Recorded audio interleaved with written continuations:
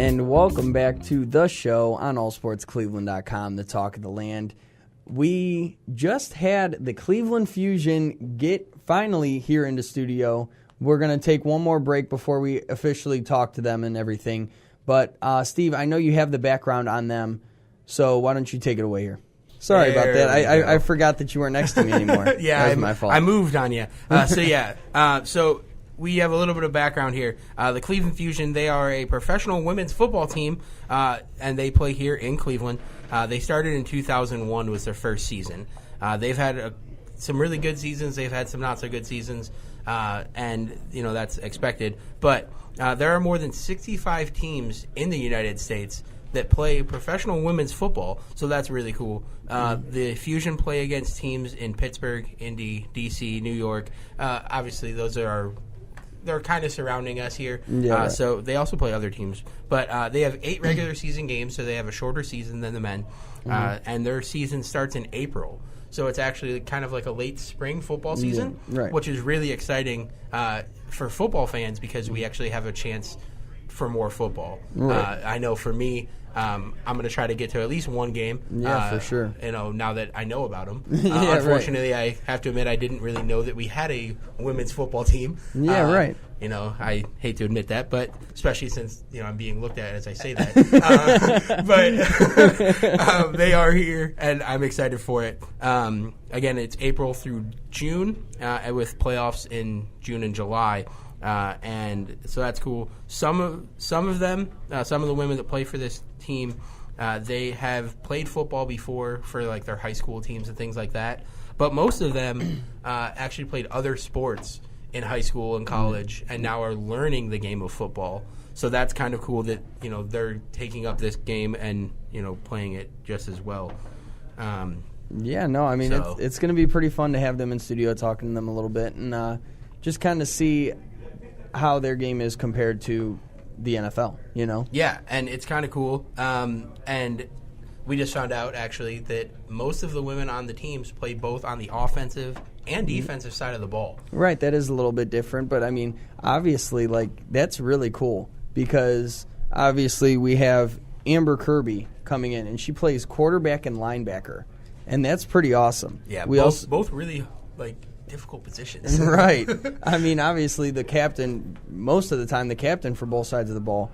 And then we also have Erin Ejustis, and I believe we have the trainer coming in as well. No, we don't today. Okay. It's just the 2 players today. Okay. All right, cool. But that's okay. That's okay. But no, and also we have Erin Ejustis in studio with us right now, and she talked a little bit about how she played both offensive and defensive line, which, again, that's pretty cool to be able to play both sides of the ball like that. I know that's how it is a lot of times with high school football, too, all the players play both sides of the ball, but, you have to have great stamina to do something like that, Yeah, not only stamina, but it's also, the mindset of, if you're on offensive line, you can only do certain things. Where on the defensive line, you can move around. You can, you have more of a free-flowing opportunity, but on offense, you kind of got to be like, oh, I can't move, because then it's a false start. So being able to kind of understand that and be like, okay, where am I at this point of the game is kind of, again, that mental stability, that mental stamina as well as a physical stamina. Yeah, no, I definitely agree. But so make sure you stay tuned right here on allsportscleveland.com. We will have the Cleveland Fusion joining us next, right after this.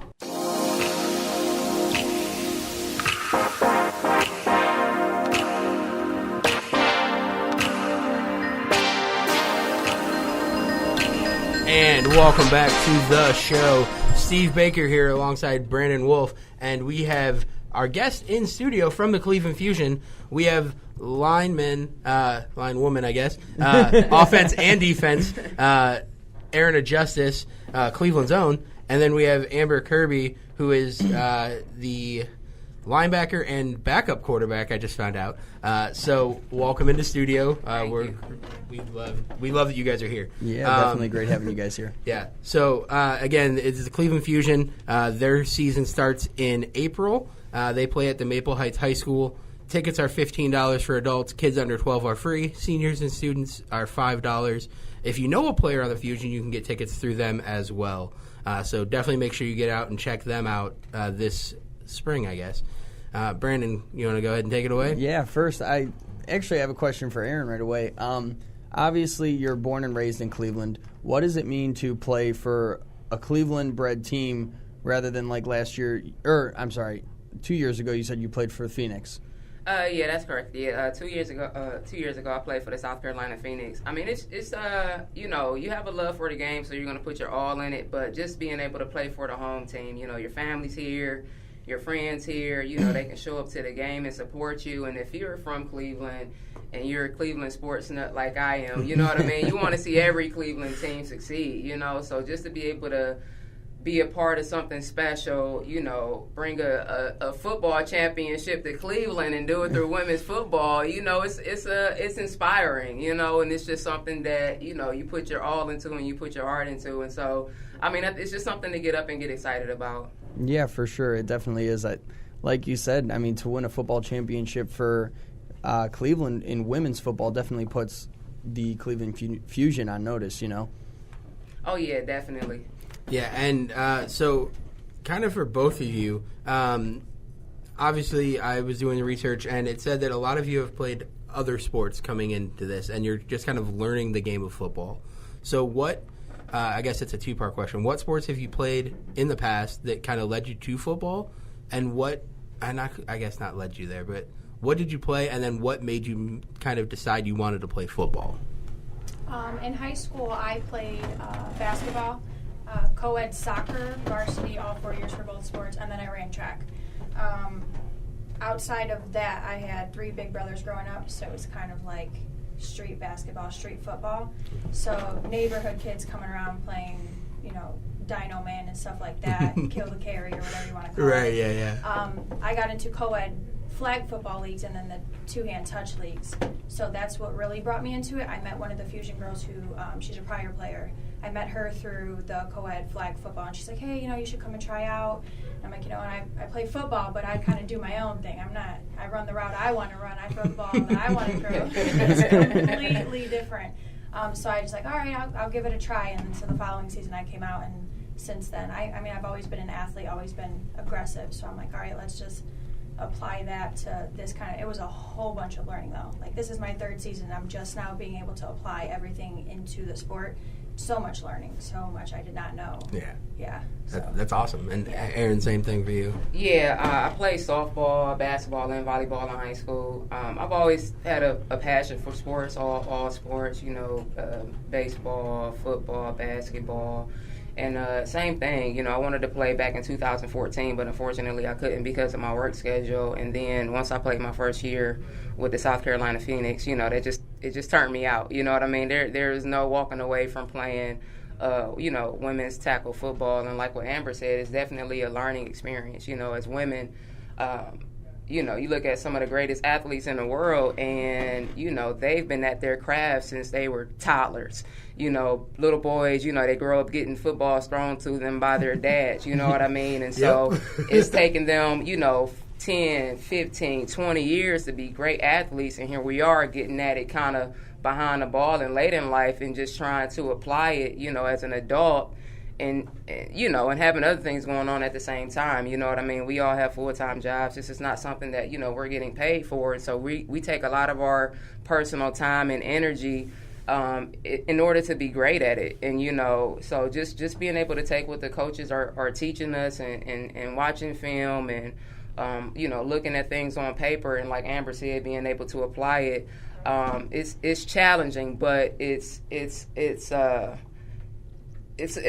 a great feeling, though. You know what I mean? To be able to be taught it and then go out and apply it. And even though we're behind the 8 ball compared to a lot of people who play this sport, mostly men, you know what I mean? But to still be able to go out there and produce.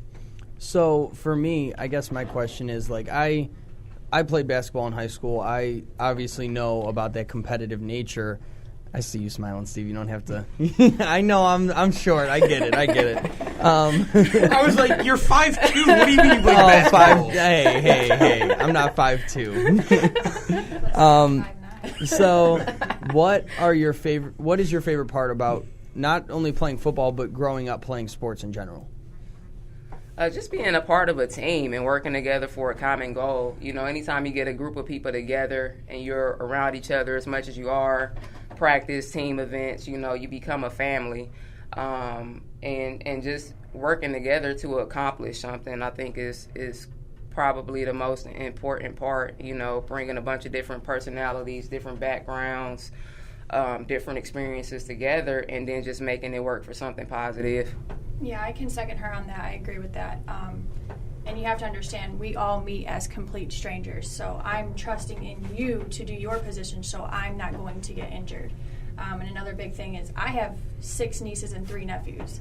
So my nieces look up to me. They come to my game and they're like, oh, Aunt Amber plays football. She can play football. She got a helmet like the boys.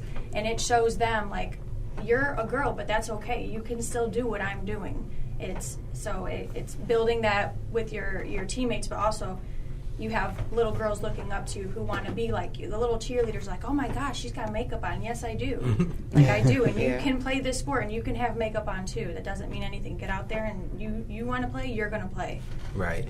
And I guess that leads right into my next question is, for the women that listen to our show here, how did you kind of find the league? Like, admittedly, before you got here, Amber, I talked about how unfortunately, you know, I've lived in Cleveland my whole life and never knew we had a women's football team. And so it's kind of, and I hate to say that, but it's true. So how do people find out about, you know, women's football, and how did you guys find it? I found out playing the co-ed league. I met one of the previous players Right. through that. Had I not played, I don't know if I would have heard about it. As sad as it sounds, we're trying to promote now.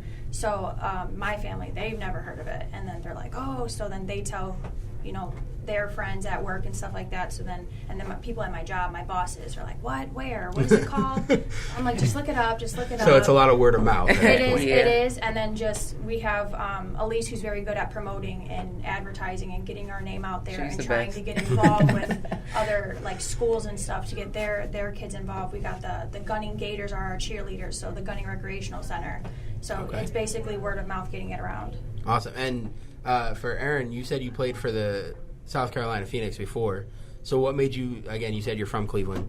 How did you kind of find them, and what made you kind of make the switch from the Phoenix to now playing for the Fusion? Well, I left Cleveland. I'm born and raised here, but I left here in 2008 to go to school. My path just kind of led me down to South Carolina. I found out about women's football in 2014.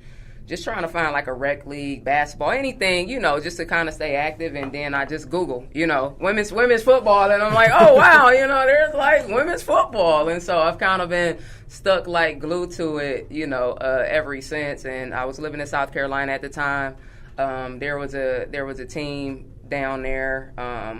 And so just went ahead and participated. Now, I lived in South Carolina. That team was based in North Carolina. And so you talk about dedication. You know, I would drive 3 hours one way just to get to practice.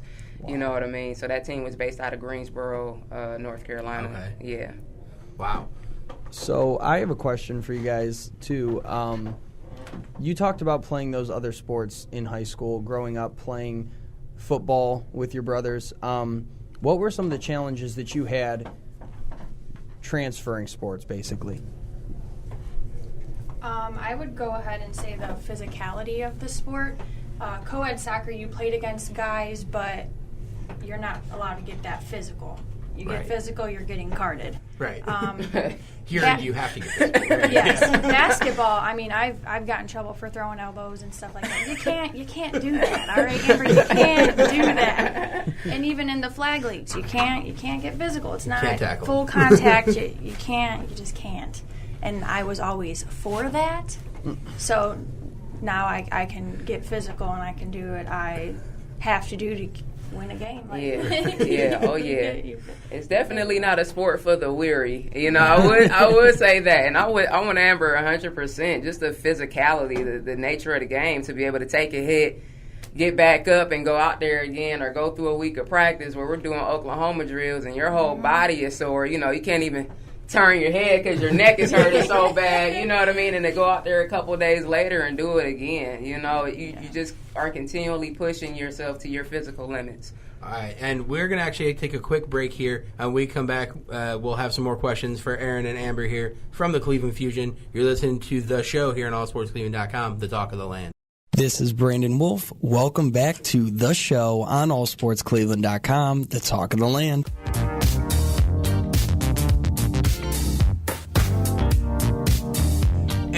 welcome back to the show Steve Baker, and along with Brandon Wolf and Erin Ejustis and Amber Kirby of the Cleveland Fusion here in studio.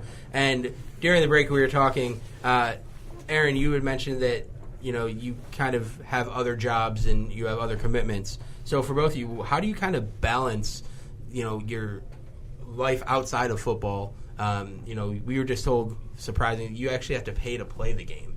So you actually have other jobs, you have other things going on. How do you kind of balance your outside life with the football life? Just like anything in life, if it's important to you, you make time for it, because it's not just about showing up to practice 3 days a week. We have to find time to work out on our own, along with going to our full-time jobs and taking care of our families and things of that nature. So, if it means something to you, you're going to make time for it. You're going to show up, and you hope that it all pays off in the end. And Amber, you're a third-team All-American, and you had just said that the reason you didn't want to commit fully to quarterback is because you want to make first-team All-American this year as a linebacker. So how do you kind of take your game, and again, with your obligations, everything else, and kind of improve your game to kind of reach that goal? 3 days a week at practice, you go there, you see everybody, you want to oh, hey, but you got to get to what you got to get to. So I take 4 classes online, so I'm full-time in school. I work full-time.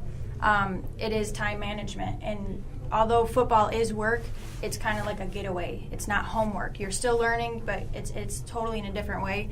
So it's getting to practice, getting there on time, and putting the work in. You put the work in. I'm hoping I do make first-team All-American. We'll see how that goes.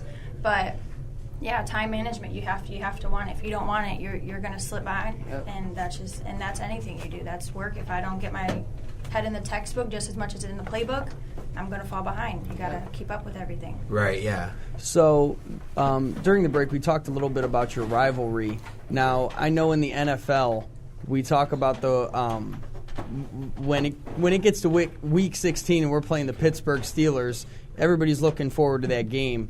For you guys, your rivalry is coincidentally Pittsburgh as well. Can you talk a little bit about that rivalry between you and Pittsburgh?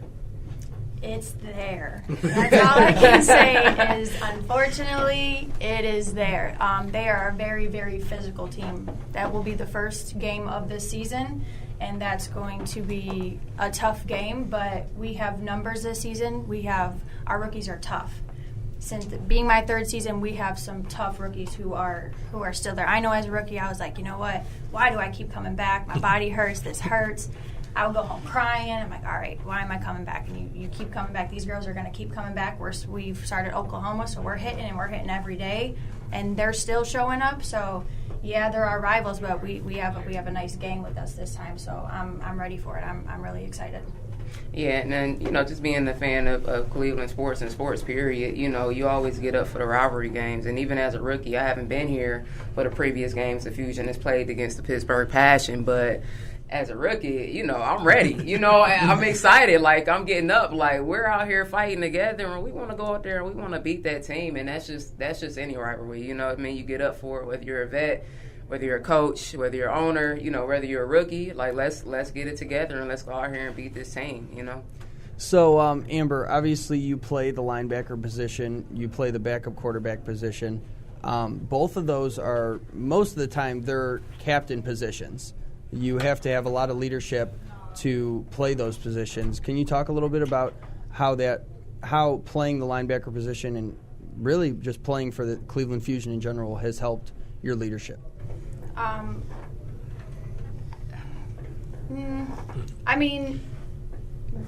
just starting the backup quarterback this season, so it's a lot of lifting up the rookies when they're down. When they don't feel like they're doing something right, you show them. I'm not going to beat you up, you know what I mean, and you not know what you're doing. I'm going to help you out. And it gets hard sometimes, people get physical, it happens, but all in all, this is my 3rd season, this is your 1st season. I want you to be better than I was my 1st season. So that's my goal, is to push you as much as I have to push you and hit you as hard as I got to hit you for you to realize, you're going to be a better rookie than I was. So you got to lift them up and you got to keep them pushing so they know. Some of them never even played a lick of football, so they have no idea. So the more that I can help them with, the better off they're going to be. And I'm doing as much as I can as in both positions that I can to help out. Yeah, and Erin, hearing that, being a rookie on this team, what's kind of the feeling you get hearing that from your kind of captain on both sides of the ball here? So kind of how does that make you feel, like knowing that she's willing to push you guys and knowing that she may kind of get physical at times and just to push you harder? How does that make you feel? I mean, you feel good, you know. If you aren't getting pushed to your limits mentally and physically, then you're doing something wrong. And it's great to have veteran leadership. It's good to have, you know, our coaches, our strong leaders. It's good to have some of our rookies, you know, are strong-minded, you know what I mean, and are coming in with, adding to some of the leadership that the vets have, you know. And like Amber said, you know, you go out there, you lift each other up, and you lead by example. Not every play is going to be a great play. Like the coaches say, if you mess up at 100%, but you also got to have a short memory and come back and make the play the next time if you didn't make it the first time. And just knowing that the person next to you has the confidence in you, you know, when you don't have that confidence or maybe it's dwindling down in yourself, you got somebody else to lift you up, and then you get right back where you need to be. And that's an amazing feeling. And, you know, as a rookie, and I think I speak for all rookies, you know, we welcome the leadership, we welcome getting pushed, because it's only going to make us better. Awesome. And for both of you, what are your goals for this season and also your goals for women's football in general? This season, again, I'm hoping to make first team All-American. Is one thing to go to the game. I want to play in that game. I don't want to just go and watch. I want to play. And I also want to get an interception this season. Hey, you got to start somewhere, right? I get so set on hitting her. No, I want that ball. That ball is mine. Pick six. I don't care. I'm gone. I'm running. So, yeah, All-American. I'm aiming for it. And what about women's football in general? Oh, I hope I want it to skyrocket. I want it to go. I want people to want to play to, hey, you know, when can I practice? Like, where are your tryouts at? Like, I want to come. A lot of right now is, telling who you know about it and them telling. I want people to reach out to us saying, hey, I want to play. What do I have to do to play? That's what I want. Getting that passion from other people. Mm-hmm.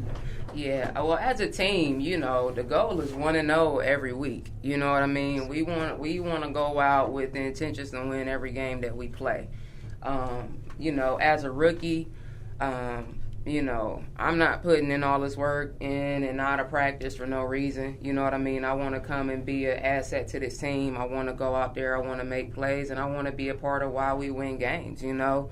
And so, you know, that's where I'm at. And as far as, you know, women's football, you know, just like women's basketball, they were behind the 8 ball, you know, they 20 years maybe, you know, they just start getting paid. They're still not getting paid as much as the men are.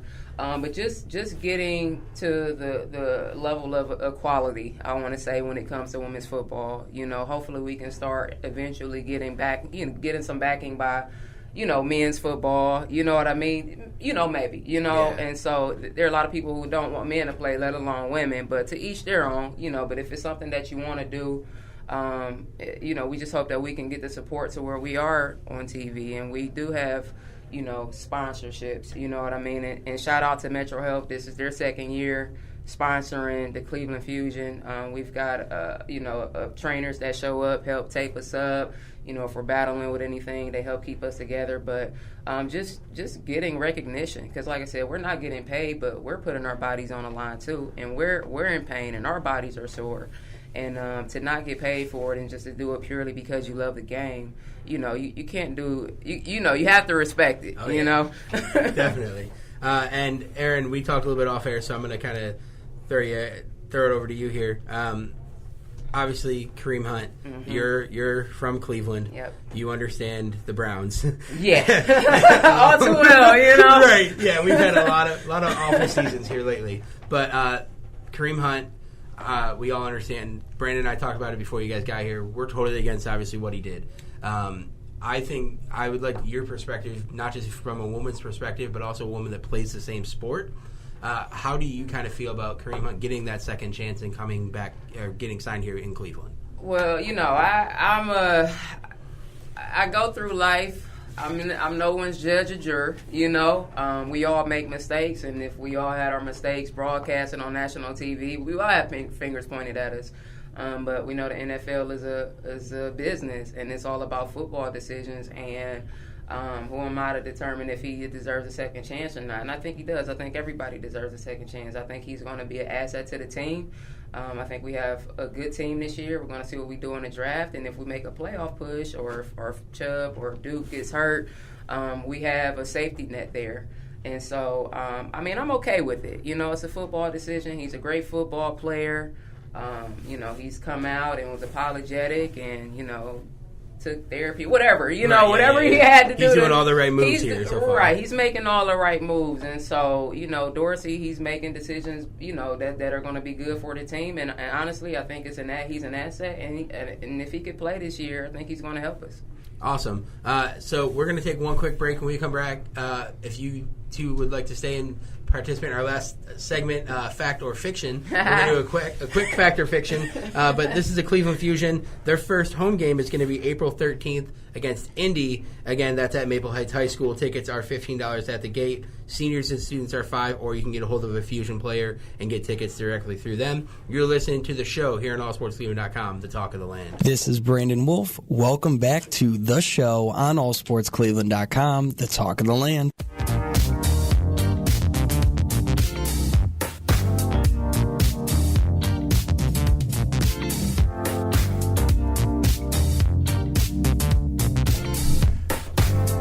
And welcome back to the show on allsportscleveland.com, the talk of the land. We're here in our final segment with the Cleveland Fusion obviously joining us for this final segment. So I'm going to explain to you guys, or you women, the way... Sorry. And our listeners. And our listeners, the way this works. So fact or fiction is basically I say a statement to you guys, and you tell me whether you think it's fact or fiction. And maybe why. Yeah. So... We do this every week. Right. I only have a couple questions, but we only have a couple minutes anyway, so... Yeah, it's fine. I don't even know if the triangle's here, so it's fine. So, fact or fiction, the Browns will make the playoffs this season. Oh, facts. Facts. I mean, I guess. I'm going to say fact, and I'm going to elaborate on it and say they're going to host a playoff game. Oh, wow. Okay. You're reaching. Which means that just means they win the division. Well, truth be told, we should have made the playoffs this year. Right. You know. I mean, Baltimore just got rid of Joe Flacco. They have Lamar Jackson. He's not going to last the whole season because he'll get hurt because he runs the ball. Pittsburgh gets a crap storm. Roethlisberger, you know, we all know how awful he is. No, I'm kidding. But I mean, he's definitely on the decline. And since they're Cincinnati, so yeah. Pittsburgh's losing two great players, Le'Veon Bell and Antonio Brown's not coming back. Yep. Yeah. So before you got here, Steve and I were talking about Odell Beckham possibly coming to the Browns in a trade scenario. Now, this doesn't have to revolve around Odell Beckham. Erin's eyes just lit up, by the way. But fact or fiction, the Browns will add a receiver to the roster before the start of the season. Add a new receiver. Those are facts. I think that's a fact. I don't know if it's going to be Odell Beckham, but they're going to buff up that receiving core for Baker. They're going to give him some weapons. All right, I'm going to say fact. And if it is Odell Beckham, I'm down. So, according to Amber, as long as they look good, they can come to Cleveland. I also am going to say fact, and we talked about it. I'm okay, and I think they're going to give up number 17 and a third-round pick to get Odell. Okay. All right, and then now some of you, this kind of goes hand in hand with the last question I asked.